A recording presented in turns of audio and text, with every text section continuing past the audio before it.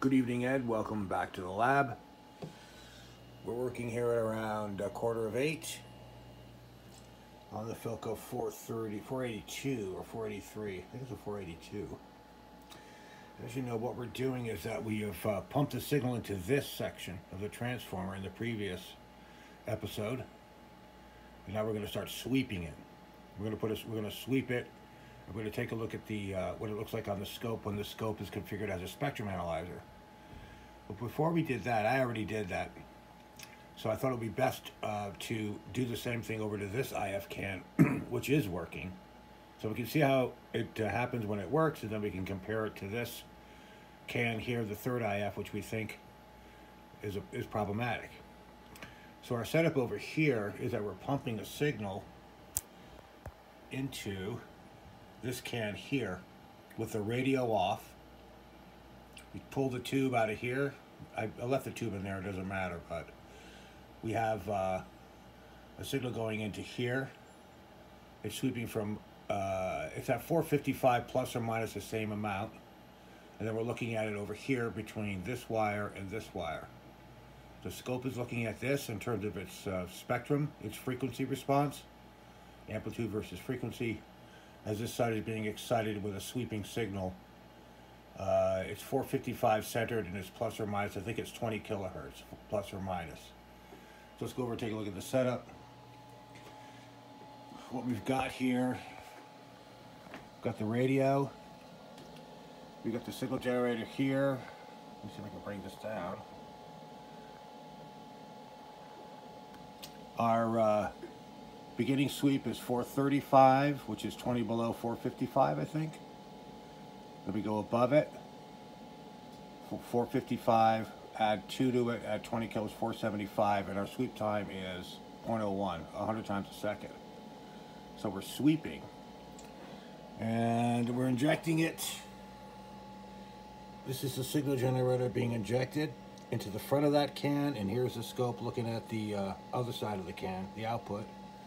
And when we look over here, we see the scope, the traces.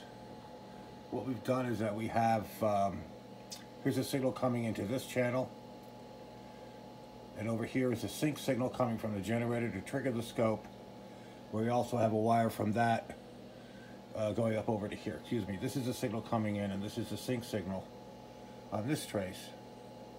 This is ramping up, and then that's one sweep, plus or minus 20 kilohertz from where we want to park the thing. And the top signal is the envelope coming out of the transformer can. If we look really closely, I don't know how we can focus on that. If we look closely, perhaps we can see that the this division here is 455 kilohertz. This is the sweep from beginning to end. Or maybe I should, from beginning, maybe I should move it over a little bit. Actually, I probably should. But this should be 455. This is 425. And this is 475 up here. Right there is 475.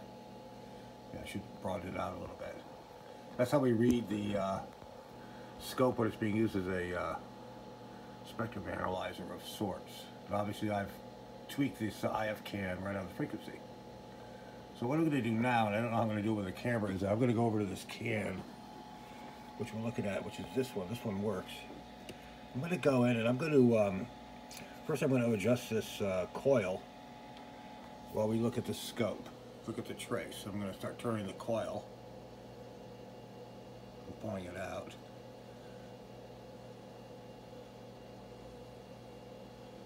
As we detune the IF can, we pull the coil out, we get to about there. So I'm going to roll the coil back in, turning it back in. If you watch the scope pattern again, we'll park it to where it was at the beginning. The next thing I'm going to do is I'm going to take the a screwdriver onto this can. I'm going to adjust its little trimmer here. And we're going to watch the effect it has on the scope, if that's possible. I'm trying to get the screwdriver in. Let me see what happens.